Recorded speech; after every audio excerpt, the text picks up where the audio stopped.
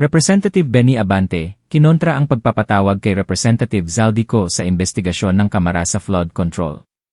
Kinontra ni Manila 6th District Representative Bienvenido Benny Abante Jr. ang mosyon na ipatawag si Ako Bicol Party List Representative Zaldico sa investigasyon ng House Committee on Public Works and Highways kaugnay ng mga isyong ibinabato sa flood control projects sa bansa. Sa ginanap na pagdinig ng komite, ilang miyembro ang nagsulong na imbitahan si Representative Zaldico bilang resource person upang sagutin ang mga tanong hinggil sa umano'y irregularidad sa pagpapatupad ng ilang flood control projects. Gayunman, agad itong kinontra ni Abante na iginiit na dapat malinaw muna kung ano ang magiging papel ni Zaldico sa nasabing pagdinig bago siya ipatawag.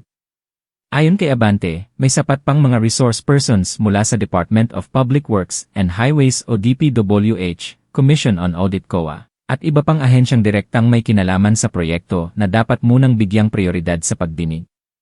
Anya, mahalagang sundin ng komite ang tamang proseso at huwag basta-basta mag-imbita ng mga mambabatas kung hindi pa malinaw ang dahilan at layunin nito. Hindi ako tutol sa transparency at pananagutan, pero bago natin ipatawag ang ating mga kapwa mambabatas, dapat malinaw muna kung ano ang kanilang magiging papel at kung ano ang kontribusyon nila sa investigasyon. Marami pa tayong resource persons na dapat unahin, pahayag ni Abante. Idinagdag pa ng kongresista na mahalagang huwag gawing personalan ang investigasyon at manatili itong nakatuon sa paglalantad ng katotohanan hinggil sa mga proyekto.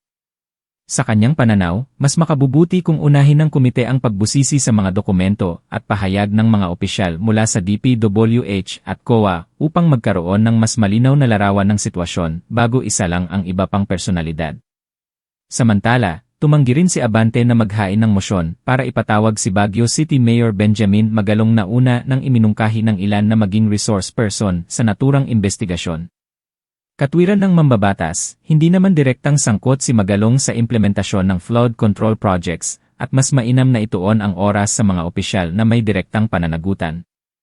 Binigyang diin ni Abante na dapat manatiling maayos at patas ang proseso ng investigasyon upang maiwasan ang anumang haka-haka na ginagamit lamang ito bilang politikal na instrumento laban sa kapwa opisyal.